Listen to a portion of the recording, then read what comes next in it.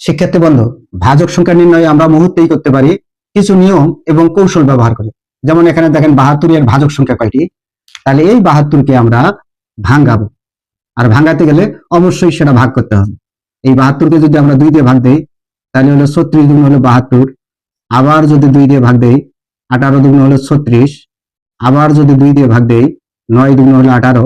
এখন ভাগ কয় দিয়ে যায়? এখন 3 দিয়ে যায়। 3 তিরিকে হলো 9।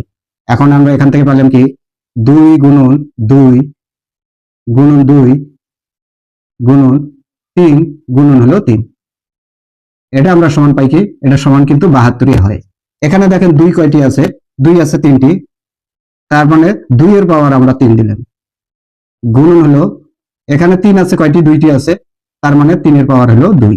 এখন এখানে একটা বিষয় আছে, সেটা হলো এই পাওয়ারের সাথে আমরা প্রতিটার পাওয়ারের সাথে আমরা এক যোগ করব। এখানেও এক যোগ করব, এখানেও এক যোগ করব। আর এখন পাওয়ার গুলো এখন গুণন করলে আমাদের ভাজক সংখ্যা বের হয়ে যাবে। তাহলে 3 আর 1 কত? 4 গুণন হলো 2 আর 1 কত? 3।